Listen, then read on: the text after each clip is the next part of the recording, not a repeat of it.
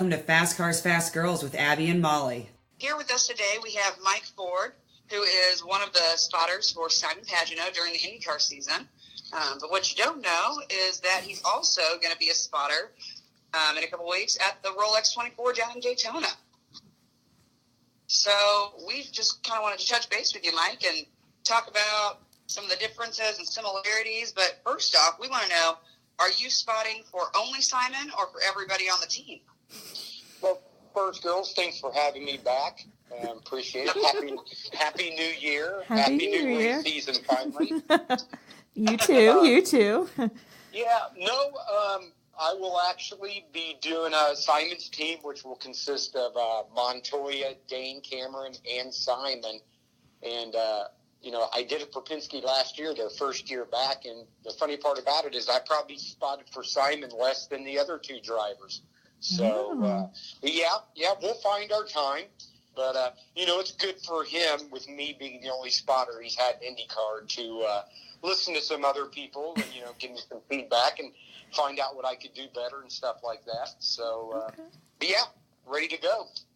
Very cool. So how many spotters are there on your team? Is it you and just one other person, or do you have three as well? It kind of seems wherever I've spot, for some reason, they kind of put me like as den mom to kind of run a little bit of the program when we're up there. So I'm not saying right or wrong, but everybody kind of like, how do you want to do this? So what is this, my 14th 24? And I would say since doggone day one, it's been 3 hours on and 3 hours off. So I will have another spotter. It's going to be Harry Reynolds. And Harry's been with Penske for, I'm going to guess 20, 25 years. Wow. He's won the 500 over the wall. And he was actually Will's spotter this past year at the 500 up in turn one. So good experience there, having to teach him. So, him and I will go 3 hours on and 3 hours off. Oh, my gosh. That's quite the 24-hour period for you. Yeah. Well, you hope it's a good 24-hour period. So, I like to talk about it's actually my second favorite race to do. Yeah. And if you're running up front, man, it's such a fun race. But, boy, if you're like 25 laps down, which I've done before, about 6 hours into it, it can be the most miserable race. Yeah. So, but looking forward to it. Well, good. Now, good deal. You try to sleep in your off time? Yeah, what you want to try to do, at least I do at my ripe young age, is like last year, we actually had access to the Penske suite, which Mr. Penske was kind enough to let us use. And I actually got probably a good hour and a half sleep throughout the evening, which is probably double of what I've ever gotten before. And usually it's sitting inside a passenger seat. So, but no, good creature comfort. So, but I'll try to if I can get me a good hour in, and if you're up front, you're fine. Gotcha. Just a little cat nap, just to rejuvenate. Okay. Absolutely. Yeah, Molly and I actually, last year, we attempted to sleep some, and because prior to the 24 last year, I could sleep. I would always say I could sleep through anything. I now know that's false. Yeah. I cannot sleep through a Cadillac engine. Yep, no, those are loud. Yeah. So, and then we saw RP, Roger Penske, 808 full 24, and we thought, you know what, we're going to join him. So this year we're pulling a Penske, and we're staying up all 24 hours. Yeah, I understand the deep, throaty rumbles. That's why if you're trying to get a little cat nap, which again, for me, I find it important to try to do, just to try to get away from it. Yeah. But it's definitely earplugs for me. Because you're right.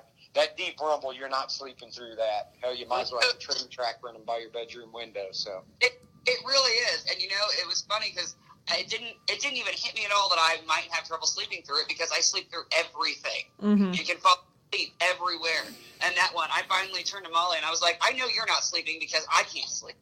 Yeah. Yeah.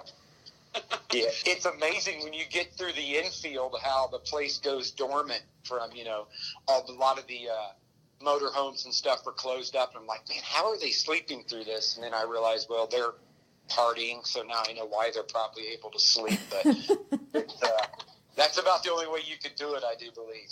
I think so. I mean, we gave it the old college try on that front too. So Yeah, I get it. yeah. So you said it's your second favorite race. What's your first favorite? You want to guess? The interview is over.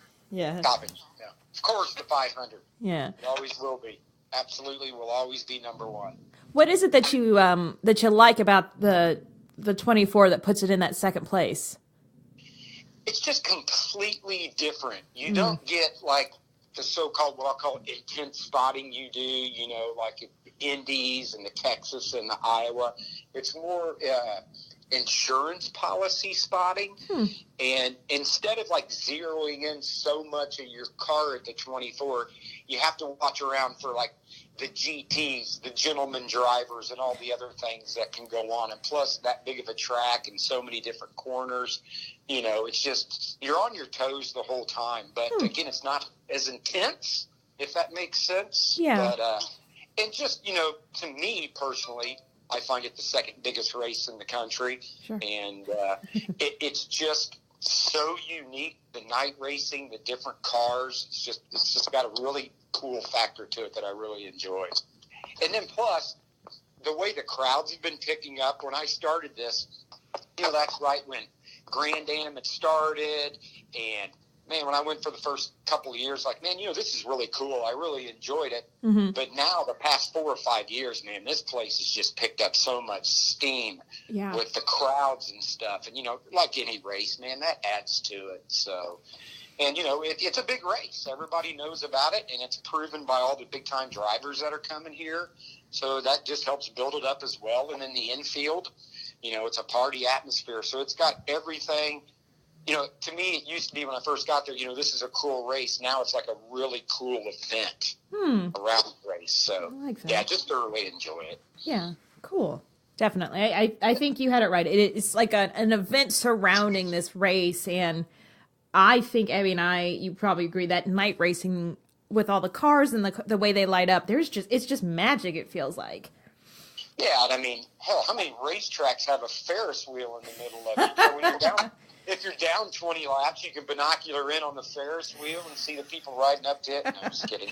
All right, well, if that happens, we'll wave from the Ferris wheel for you. Okay. Absolutely. And then the other thing, I don't mind it because we have the correct accommodations. And you know, we can discuss if you want. You're allowed to spot inside there if you want, but I like being outside. Sure. And we keep ourselves dry. But man, you know, a little rain or something like that in the middle of the night, watching these guys drive, man, you understand why they do what they do. Oh, wow, yeah. You know, they're just phenomenal. And I don't mind the rain. As long as I'm dry and warm and watching those guys get in the rain, to me, that just adds to it. And I think that's another neat factor of the 24 to include the rain. If I had my way, man, I'd love to see a 2 or 3 hour rain part of the race. Mandatory. You know, because it really lets the cream rise to the top. Oh, I bet. That separates the boys from the men. Absolutely. Oh, that would sound really cool. Yeah. Well, you know, one of the cool things about this race that we've heard from the guys that we camp with and then that we experienced last year is that you really never know what the weather's going to do. No. But it's like being in Indiana. You know, it could be 75 degrees and sunny there for the next week and a half, and then it could be 57 and drizzle rain the entire time that we're down there. Yeah, I've been to the Roar years ago where we actually made about a 6 or 8 inch ice man on the back of one of the Taylor Duns. So I would say the really nice days are far and few between. If that time of the year in Daytona, if you get a 70-degree day, you're happy. But, you know, you get all that wind coming. Because, I mean, when we spot from up top, you can see the ocean. Oh, so wow. you feel that cool air come in. And, yeah, it definitely is a weather game for sure. It is. Well, on the wind, like you just mentioned, yeah, the wind is intense. We learned that last year. I had all kinds of plans to, you know, do my hair and have it be cute because I was like, it's not going to be hot. I'm not going to be sweating. This will be great. And that lasted for about 3 minutes. And I had to throw it in braids because I was like, my hair is going to be a rough mess by the end of this weekend with all this wind. Yeah. Yeah. and you guys will probably agree, isn't it funny how a racetrack where like 50 degrees at a racetrack feels like 25 at your house, you know? Yes. Yeah, it's crazy why it's always colder at a racetrack. I don't get it. That's something I'm going to like think about to the day I die and figure it out. It is so weird about that. Yeah, it's like spotting at the Speedway or Daytona. You come down to the garage and everybody's like, man, dude, are you a wuss? Why do you have like 2 coats on and a sock hat? And it's like, 'cause it's like really cold up there. So between the roof at Daytona and turn 3 at the Indianapolis Motor Speedway, I think those are the 2 coldest places on the face of the earth. So I would agree with that. I think so, yeah.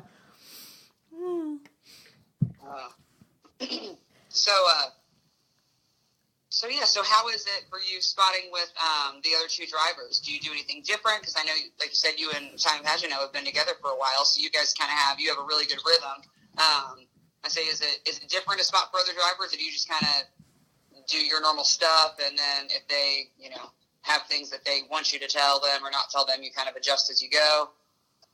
Yeah, it'll be a little easier this year. I mean, Montoya's Montoya. That guy doesn't give a crap what's behind him. It's full steam ahead. And that for a spotter is the dream. I mean, that guy, again, I don't worry about anything behind him. If he's passing him, he's moving forward. And again, the guy's just easy to work with. Dane Cameron, on the other hand, a little more technical, likes a little more information. And he comes from Action Express that a lot of times used NASCAR spotters. So he was used to a lot more chatting. And last year when I sat down with him, he's like, man, you can talk to me a lot. And I was like, you're at Penske now. You don't need all that. Let me say what I need to say. If you want a little more, we'll adjust. But, I'm not going to NASCAR spot you. No offense to what they do. They're great at what they do. Those guys are used to that. But, when you've got the Penske people on the timing stand, I don't need to be stepping on them.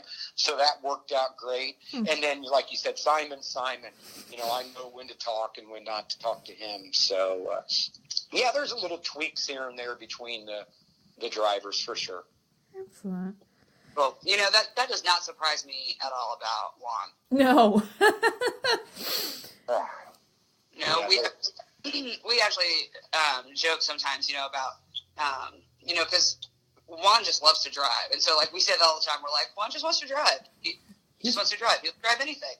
We make jokes. We're like, Juan would drive the tour bus at IMS. Like, anything that you would let him drive, he would drive it, and he would drive the crap out of it. And, yeah, so couldn't have said it better. You're right. You can see the enjoyment when he drives. Yeah. Yeah. Like, he wants to be in a car 24/7. It's just enjoy watching that guy. And like you said, you can just tell the enjoyment he gets out of driving a race car. Yeah. Yeah, he absolutely does. Well, yeah. Oh, I'm sure, yeah, anybody that can get out of the way, he's like, all right, children, adults are working here. Right. Oh, that's great. So, how early do you guys go down? Are you down there on, like Monday or Tuesday, early on in the week? I'm lucky. I'll roll in Wednesday night. Oh, nice. Get in there Thursday morning and kick it off. So, yeah, but we'll be there naturally for all the sessions and then the qualifying, and then try to get you a good dinner and a good night's sleep for Friday night. Yeah. Good deal. Good deal. Do you have any favorite places down there to go to? So we got a good suggestion of a seafood place last year, but we never made it over. You know what? Thanks for asking that question, because that's a great question. I've turned some other people on to it, because I was turned on to it about probably 5 or 6 years ago. There's a place in New Smyrna Beach that it's called The Garlic. It's an Italian restaurant. That's the place we heard that we have to go to. It's my favorite restaurant that I've ever went to in all my racing. Love it. It's a given. Ooh. A given stop the night before the race. Okay. The Garlic. I'm here for that. Yeah. Yeah, and it's a place named The Garlic. That is right up our alley. Yep. Yeah. You got it. That does sound good. You were talking earlier, Mike, about how like there's a difference when you're spotting for your guys and they're like up front or they're not so much up front. Do you have to kind of adjust almost the what you're telling them or how you're talking to them if God forbid they have a bad race and they are about 25 laps down? Do you have to change something or? Yeah, it's a whole different ballgame because typically, I'd say 6, 8, 10 years ago when you had trouble, you just weren't up to speed for the rest of the race. Now these guys are so good in the pits and back in the garage that when they get the cars back out, typically they're back up to speed. Like last year, we were fast. We were continually getting fast, and we had a couple of things happen to both the cars. But when they both come back out, man, we were the fastest cars on the track. That's true. But again, going years back, you had troubles. Like I was with Sharp's team, ESM, and when they showed up their first year, we knew we were a little underpowered. But they got into the tire barrier at the bus stop, not even before dark. And, I mean, that car had, like, a case of duct tape on it. I would guess we were every bit of 10 mile an hour off pace in straight lines. And it was, and we ran the rest of the whole 24. Sure. So the blow-up dance didn't work for me at that point. It was brutal. So, because not only do you have to get out of the way for the prototypes, some of these GTs that, that got powered down pretty good, they're up your butt coming off each corner. Wow. And they would love nothing more than to pass a prototype. So they're going to race you like they're in your class going for first place. So, it's a tough gig when your stuff's tore up and you're out there trying to make laps. Yeah. Oh, I can imagine. Now, wait a minute. What's the blow-up dance? I don't think we can let you go without explaining that to me. So if you get down those 20 laps, I don't have that concern much anymore. Thank gosh I've been with some good teams. But in the years past, you would have issues and you would come in and you go back out and I won't say the year, I won't say the team, but you're 28 laps down and the car's still running. So it's like 1 a.m. So I start doing the old blow up dance. That's where I'm just hoping I'll hear that motor explode as it comes across the start finish line. And it didn't work. But I gave it a try. I tried my blow up dance for a good 20 minutes, but it didn't work. So I gave up. Well, at some point you got to quit, I guess. Yeah, just that literally point your hands and shake your fingers at it and, wave your arms around and say, come on, blow up, blow up, blow up, blow up, blow up. Nope, didn't happen. Put us out of our misery, please. Yes, so that's the blow up dance. Okay. Well, sometimes you got to just put it out of its misery. Yeah, you're right about that. Yeah, exactly, for sure. So we were... I think last year we saw the start of the race from like that very high far corner and we're able to kind of see the whole track. It feels like that track is just a beast to spot at. Indy's a beast too, but is Daytona sort of a trying to figure out where everybody is and the banking on that back wall? How hard is that for you guys as spotters? I would say what we call the horseshoes, when you come out of the pits, that first horseshoe in the infield and the little kink, that far horseshoe that's inside NASCAR 1 and 2, you lose a little depth perception. So if you're calling them clear, they're probably clear a couple laps. So a little bit of a blind spot there, but my guys know. Then as they're coming back towards me, what would be, I believe, the turn 6 area, I'd have to see my track. But when they're coming back at you and getting ready to enter the banking, in the evening that gets a little tough to clear. So again, if I'm saying clear, they're probably already clear. Yeah. Those are a little tough throughout the whole day, not bad. Remarkably, it's pretty easy to see. The tougher ones, like when I would say late a.m., mid to late a.m., you'll get a huge cast. The shadow will cast over the banking in 1 and 2. Oh. And it'll cover up. So if you're going up like against a Wayne Taylor car, and it's actually tougher in the Roar because the guys don't have paint jobs yet. But I know Taylor's one of the cars and stuff like that. Those cars completely blend in with that shadow. Oh, gosh, yeah. But I'm a big, some of these guys, they're younger than I, their eyes are still bionic. I use a lot of binocular. And then the only other really tougher part is the bus stop. Not that it's hard to see. It's just no depth perception. It just looks like they're on a rail, so you can't see the actual width of the bus stop. So you just got to little pay attention there and stuff. But it's probably easier than what you would think, honestly.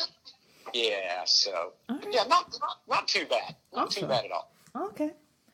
Well, all right then. What's your favorite hours of the day or night for this race? To me, the race really starts sorting out between about 12 to 3, and then that sun, going back to the shadow stuff, when the sun rises, it comes over the back straightaway, favoring over towards turn 2, so you'll get a lot of shadowing there. But that's also a cool time. You'll see the infield start waking up. The grill's kicking in. You know it. You've got a good car. You know you're in the race by then. And it's just a really neat time to be watching a race. Spectator, spotter, it doesn't matter. So, again, that 12, you love the start of the race. You always like to start. But I would say that 12 to 3 and then sunrise. Like cool. Yeah. Yeah.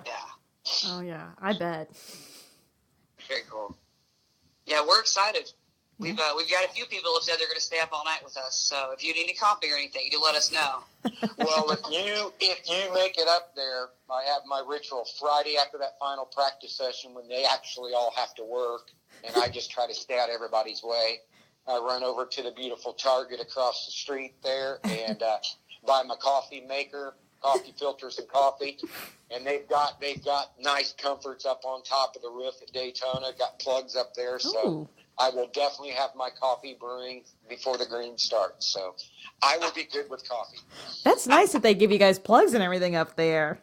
Oh man, they got it laid out. Like I said, it's built up a little bit from the roof, the spotter stand. Got a nice little counter up there, plugs up there. So yeah, they've done a nice job when they did the remodel. Oh yeah, that's real nice to say. You could have a crock pot or some dip going or meatballs or something. That's a good call. Some chips and dip. I mean, you keep us posted because we're driving down in the van. So if you need us to bring you a slow cooker, we got you. All right. Bring a grill and I'll give you time to bring me some food up. All right. Now, we travel with a grill, so. We travel with a grill. Very nice. Very nice. Good stuff. Yeah, we are. We're gonna have to plan out our evening on what all we're gonna do. We did decide that we're gonna take pictures and post every hour on the hour that we're up and advertise who's still with us and shame anybody who's already gone to bed. Because that's what you got to do. For sure. Especially when they brag how they're going to stay up all night. I've heard that. Exactly. That's why anybody who says they're going to stay up and then falls asleep will be shamed. Yeah, it's going to happen. Now, how long have you been spotting for the Daytona? I do believe, I'd have to go back, but I do believe will be my 14th year. Awesome. Okay. Mm-hmm. And it wasn't always with Penske. Who else did you spot for? Well, I got started, fellow's name was Jeff Lohman. And Lohman worked at Kelly Racing back in the day, and he actually hired on with Brumos. Okay. And I got a car. I don't know how familiar you guys are with Brumos, but the only thing I could compare them to is they were like the Penske sports car racing. Ah, okay. So when you get a call from Brumos to come down there, and one of the drivers is Hurley Haywood, it was pretty cool. So then I did Brumos, and then that morphed into Action Express. Mm-hmm. Then I did Action Express, and then I did Sharp's team for the 1 year, and went back and did Brumos on their final race in the GT series, which I will never do the GT series again. That's actually really work. I mean, I'm not even joking. I can imagine. I don't care if you're the fastest GT, that's work. And we weren't the fastest GT, so it was double the work. Ooh. Yeah, so I did that, and then I hooked up with Wayne Taylor Racing. Phenomenal group of people, man. I mean, from top to bottom. And now I'm with Penske, second year. Yeah, Wayne Taylor. They always. I'm a fan. I think that what you said. They always seem like a real good organization. So that's good to hear. Yeah, I mean, even their presentation, and I know they really push that. Yeah. I mean, just I mean, there's somebody sweeping all the time, even in the transporter. They got the little fake plant sitting out. The stuff that sponsors want to see. They want to be entertained down there, and they not only are they good on track, but they're as good, if not better, off track. Oh, awesome! That's excellent. Yeah, no, they do seem to have a very well put together program. Yeah. So, well, and also that was very nice of Penske to let you guys use the trailer last year. Yeah. Yeah, it's one of those stories I love to tell, that we were at the Roar last year, and, they're working with Acura. I mean, this is a new program. They got important things to do, and I'm sitting out there talking to a couple of drivers, and Cindric and Penske are in a golf cart, and they stop, and Penske walks up, and I'm thinking, man, I need time for me to go. And he said, he goes, hey, man, I just want to tell you, it's really neat listening to how much different you spot compared to IndyCar. And I'm like, cool. And he's like, and hey, you stand outside? And I'm like, yeah, I do. And he goes, are you allowed to spot inside? And I said, yeah. And he goes, why do you spot outside? I said, well, I just get a better feel for it. There's a lot of background noise in the press room, and there's glare on the window. I'm like, man, this guy's got this all figured out. I mean, he just knows everything. And again, it's another stamp of why he's so successful. You think you're impressed, and then he talks to me about spotting at a Roar test, and he goes, well, hey, I saw where you were standing right below you is where our Penske suite will be. It'll be open all night long, so whenever you guys want to take a break, bounce down there, and grab you some food and stuff like that. And I was like, man, that's the holy grail for a spotter at the 24. So I don't have to go sit in a passenger seat of a Camry or go lay on the floor at the press room. So I was like, oh my goodness. But again, it's just so impressive to see that there's nothing unturned with that team. No stone unturned with that guy.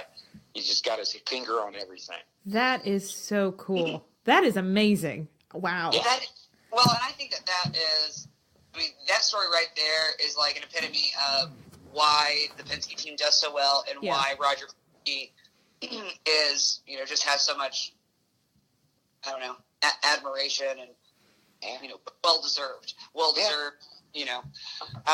winnings and things, is because, it's something as, he's not somebody that, he does delegate, obviously, but he doesn't delegate to the point that he's out of touch with what's happening. Yeah. He was you and was able to comment, hey, it's different how you spot here versus how you spot it, in IndyCar and this, and notice all that, and that he knew, hey, you're spotting outside. Why is that? Yeah. That's really cool. Well, and that, he probably loved that you chose to spot outside, the spot inside. Yeah, I mean, I it's what I've always done. It's what I'm accustomed to, and sure. God love, man. I tell her, I wish I could spot inside. I'd give anything to spot inside. I just can't do it. And then going back to Penske, the other thing I love to say is, and you guys mentioned it earlier, how he was up the whole time. Is, I'm sitting on the radio. I don't know what time it was. It was dark. And all of a sudden I hear this voice come over the radio, and I got to check off the bucket list because it was Penske. I finally got to be on the radio with Penske, and he's, hey, you can get me from, pit entrance to pit exit. I'll turn him over to you. You do your thing. I'll be on the radio while Kyle takes a break. And I was like, man, now I'm on the radio with Penske. Oh, cool. Wow. Cool. That's a bucket moment. Yeah. Wow. Yeah, I think you mentioned that in our first interview with you, that was a bucket list item to... Well, you can tell how much I enjoy it. I'm telling you again. No, I'd be telling that story every day. Yeah. Yeah, no, I would be telling, a different person every day, telling strangers. I tell the same people. Yes. And, by the way, I was on the radio at the same time as Penske. You're welcome. Yeah. You tell strangers, ask them, it's funny, people will say, well, what do you do with that race team? I'm a spotter. And then they'll look at you with crossed eyes. What's a spotter? It's a very important job. It is a very important job. That's fantastic. Now, so the drivers, do you guys, so you said you and the other spotter, you usually do 3 on, 3 off. Do the drivers kind of do 3-hour stints, or does it just depend on the driver, depend on the day? Do they have kind of a rough outline that, is subject to change? I'm not I think they definitely have their time set prior, but you'll hear them come over the radio sometime. Hey, can you go another stint? I can't even tell you how long a stint is. I just know them as a stint. Mm-hmm. But you're like, hey, can you do? Most of them will do double stints, and then you'll possibly, if things are going good, trying to maybe make up a lap or extend a lead or do this or that, or feel you may triple stint a driver. Yeah. But yeah, that stuff's rock solid before they start the race. But I'm sure there's a little tweaking throughout. So yeah. Interesting. Yeah, because we're all curious as to how long each driver is going to drive and how that plays a part. Because it is an endurance race. It's it's interesting as opposed. Well, Molly and I both were swimmers, and so we would have relay races, which is similar to this. But in ours, it was it's set. This person starts. These two people are in the middle, and this person finishes, and that's that. Yeah. Yep. You don't have to go back in and out of the pool. So it's a totally different way to kind of plan out your race.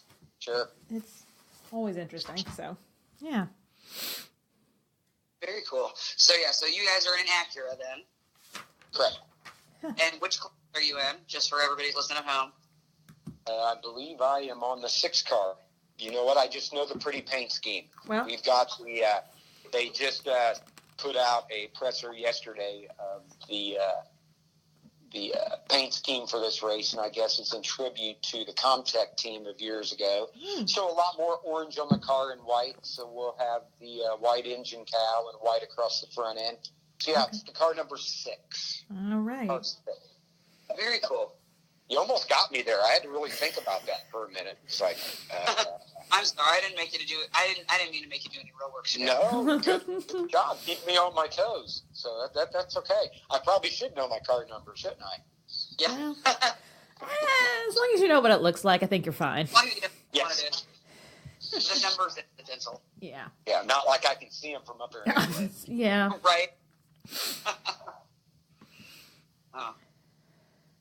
So then, do you guys pack it up Sunday evening and head back? And then, do you fly down? Yeah, absolutely. Yep, fly down. I've done the flying out the night of the 24th, and I'm not a big fan of the drive to Daytona to Orlando anyway. Yeah. Yeah. And, I don't know why, I'm just not. But there is not too many things as rough as hopping in a car after a 24 and driving to Orlando. Oh, So I'll take it easy. Yeah, and I'll fly out Monday morning out of Orlando. yeah. I can understand that. Nice. I would say the only thing worth be driving into Jacksonville. Ugh. Yeah. Sorry to laugh. I'd rather fly over Jacksonville, but Right? Yeah. No, Jacksonville sucks to drive in. It is the worst. yeah. Oh, and then you get to go through Atlanta too. Cool. Oh, God, yeah. That's all right. Remember, we hit Atlanta in the middle of the night, so it's fine. Oh, Yeah, that's yeah. not bad then. Yeah, Not that's bad at true. all. We fly through Atlanta at about 1 a.m., so Yeah, That's not bad. that's yeah, true. we pull our own 24 because we do drive. So, yeah, we leave Wednesday after work. Molly drives as long as she can, and then I pick up the night shift and drive as long as I can, which, well, last year took us to the Florida border. There you go.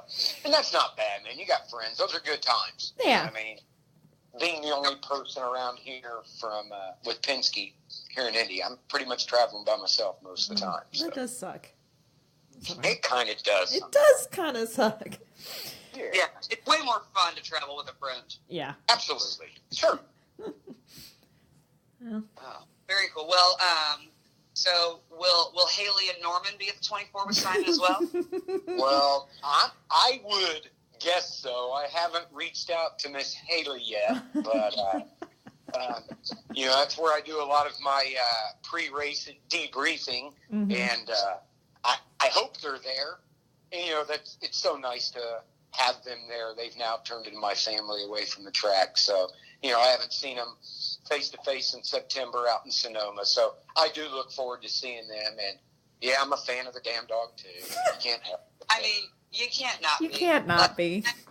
No, and he knows me now, so we'll play some ball together and stuff like that. So it's nice. It's nice to have that away, when you're away from your own family and stuff like that. So it's nice to have family like that on the road. Mm-hmm. Absolutely.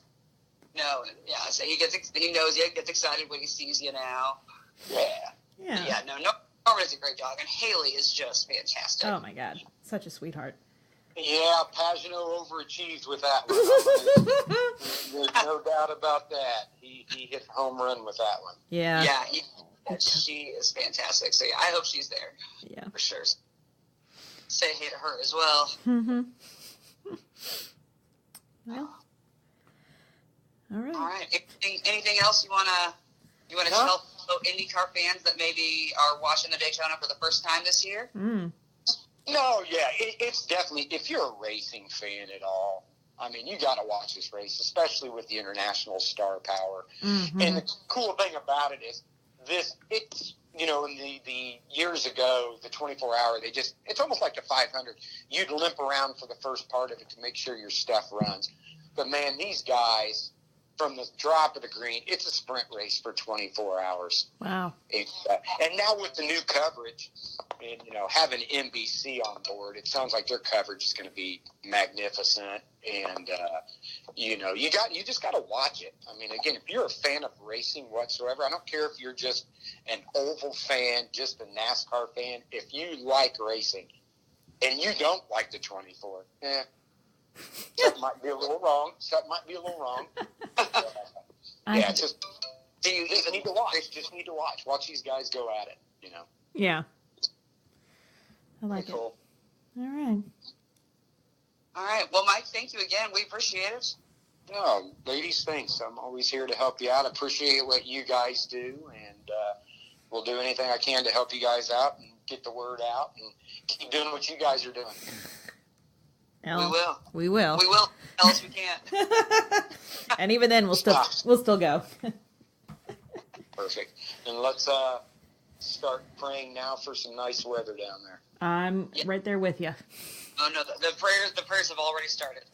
Perfect. Alrighty. And I will end it with January 11th, 12th. And girls, I'm going to go out and shovel my driveway. Well, that's Indiana. A great way to end an interview, huh? I'm going to go shovel a driveway. It's very Indiana of you. Yes. It is. All right. Well, after that, we hope you have a great rest of your day, Mike. Yeah. All right. Thanks, guys. Thank you.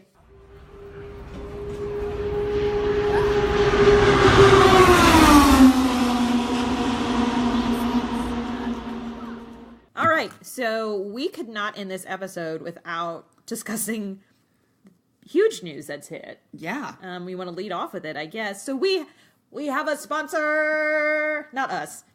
IndyCar has a sponsor. IndyCar is a sponsor. IndyCar is a sponsor. The NTT IndyCar. That's what's going to happen. I'm going to pronounce that D as a T. Mm-hmm. That's what's going to happen. Especially when I get tired. We're just going to say IndyCar. We're just going to say IndyCar. Yeah, but NTT IndyCar. NTT IndyCar. See? Yeah. It's already happening. Yep. So, sounds familiar because NTT Data, which is a subsidiary of NTT, was a primary sponsor of the Chip Ganassi cars. Yes, and still is. Still is. They will still be able to do it. I don't think that's effective for the Chip Ganassi cars at all, so that's cool.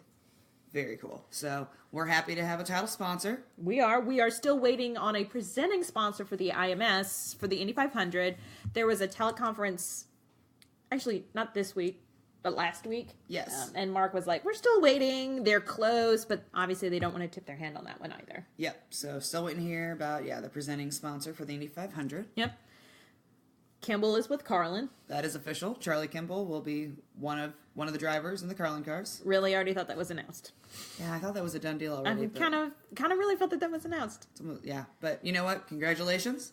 We'll see Charlie Kimball. See you, Charlie, at the next race. And you know what? Actually, I'm very excited about. We'll get to see so many cute pictures of his baby at the racetrack. Know. I mean, let's talk about that. Do they need a checkered onesie? I always love when there's a new baby at the racetrack. I mean, we're going to have babies on babies. There's going to be babies on babies on babies. The Kanans have a young baby. Oh, my God. I was like, she gave birth not very long ago. Yeah. It was like August or September. It's a little bit. Right around there. Well, that's about the time that Laura and Yeah. Kanan. So I think Charlie's baby and Tony's baby are Yeah, maybe. Maybe I don't know. Maybe like 6 months. Yeah, whatever. Maybe we don't 4 test months me on that anyhow, one. But yeah, we'll have 2 cute little babies, cute new babies at the track this year, and I'm giddy about I'm here that. for it. If they need somebody to watch the babies, we can actually do that. Yeah, we can watch babies or dogs. Both. Even both at the same time. Even both at the same time. I think they all have. I think Charlie's got dogs. Yep. There you go, Charlie. Hello. We're always available for Norman. Well, that goes without saying. That goes without saying. Let's see. Mark Miles did say that we are. Well, they're working towards it, but it is a goal to get to Surfers Paradise in 2020. So start your savings now, kids. So we're going to Australia. Woo! This is when I would start playing that, a Man Down Under song. Yes, but it's copyrighted, so I will not be playing that song. Won't be playing it. No. But just sing it in your head for a minute. Okay. Yep. Oh, I'm giddy. I cannot wait. Oh my god. Giddy. My job is gonna hate me because I think it's what they were talking like February 2020. So before St. Pete. St. Pete. Oh god. Which we said they'd have to bookend. They'd have to book in for an international race. Yeah. Especially with customs. Australia. Yeah. So. Hey man, I've watched Australia Border Security. I'm good. They are DFS. They are. Don't bring any food over. Yeah. None. They are dead serious. Like they do not play. No. Even if you have a snack on the plane, don't take it with you. No. It stays on the plane. Just leave it on the plane. Be like, customs. And then run. Yep. So I'm excited. I am too. I mean, I need the government to open back up so I can get a passport. Yeah. I'm a little worried right now. Okay. I need one to get into Canada now. Last time I went, you didn't need a passport. Now you do. You can expedite one. You can. They gotta open up first. I'm telling you, I will walk we've it got through. plenty of time because you can expedite it. Yeah, in like you can 10 do the walk days. through. I know. No, you don't have to go somewhere. You just pay a little extra money and like you'll get it returned to you in 10 days or less. I know you can also, but if you go to one, you can literally walk do the it walkthrough. through. Yeah. I had a friend who had to do that. Anyway, so we got time. NBC released their television schedule, which I did not print out. Which ones will be on NBC and which ones will be on NBCSN? Yes. So the Indy 500 and the Grand Prix or the IndyCar Grand Prix, will both be on. The Duel in Detroit will be on, which bold choice. Okay. Bold move. Those I remember there were 7 that were on. Yeah. Again, didn't print it off. No, I didn't either. I think Laguna Seca. Yeah, because it's the closer. So there's Maybe 5. Portland. Yep. And then it's got to be one. I don't know what other one would be. I think it might be Coda. Maybe. It might be Coda. I don't know. I don't know what it is, but We're a very smart podcast. We are. Just making up shit. Yeah, just making up shit. But yeah, I know for sure that, the month of May. And the Duel. Duel and Detroit. I'm about 100% with Laguna and Portland. Because I remember Portland saying something like, we're on NBC. But the rest will be on NBCSN. Yep. And they've got an app, and they were talking about doing like some sort of package, so that if you didn't have cable, you could buy like a package within the app to still view NBC Sports Network for the IndyCar races. So yeah, right. Or just do what all families do: not share logins. Yes. but yeah, so they haven't released any more information about that app, but that was the plan. They're kind of working out the details. Waiting on it. So. Also, we do have to retract. So apparently, remember there's a photo shoot where Scott had the one on his car? Yeah. Yeah, no, he's actually not driving the one. That was a little joke by that sneaky Kiwi. Yes, it was. And I was like, damn it, Scott! I know. It's like, damn it, Scott. Although, I did learn in that the number 1 is owned by the series. And the champion, the team with the champion can choose whether or not to run the one. I like that. Yep. But they don't have to, but it is owned by the series, owned by the and series. It's not owned because I wondered, like, does Penske just own it? Well, like, I mean, that's a Penske move, like, right? I have the one. I have bought the one. Yeah, you might win the championship, but you ain't driving the one. That's a power move. It is a power move. It's a power move. That's why it just felt right to me. That's true. But yeah, no, it is owned by the series. So. Well, there you go. But yeah. So Scott said that he doesn't really want to change. He's perfectly fine with the 9, but that ultimately it's Chip's decision because it's Chip's car. That is true. So, and I think that's why Dixon has been with Chip for so long, because he was like, well, this is what I think, but I also know it doesn't matter because who's signing the checks at the end of the day? Right? It's up to Chip. It's up to Chip. But yeah. I'm going to start answering all questions like that at work. Hey, should we do this? It's up to Chip. And then just walk away. What? Who's Chip? Can we start that hashtag? It's up to Chip. It's up to Chip. It's up to Chip. I'm going to start saying that at work too. Yeah. It's up to Chip. Hey, do you think this patient is going to make it? It's up to Chip. It actually works very well for both of our jobs. Yeah, it does. Should we do this to this provider? It's up to Chip. It's up to Chip. And just dip. But you have to leave after you say that. No follow-up questions. It's like the bird box? Yeah, bird box, yeah. The bird box challenge. Now it's the Chip challenge. Get asked a question, answer, it's up to Chip, and then walk away. Yep. Yeah, you can't leave any room for follow-up. No, you really can't. No, you can't. So, all right, well. I think that's officially it for this episode. I think that's it for the week. So, we're gearing up for the Rolex. If you're going, get packing. It seems like it's far away, but it's not. It's actually not. You have next 1 week. weekend. The panic's setting in. The panic is 100% set in. Yeah. So, anyhow, you guys have a great week. If you're here in Indiana, well, yeah. Hope you didn't get tired of shoveling because it looks like we're getting more snow this weekend. God in heaven. Yay us. Yeah. All right. Thanks for listening. Bye. Bye.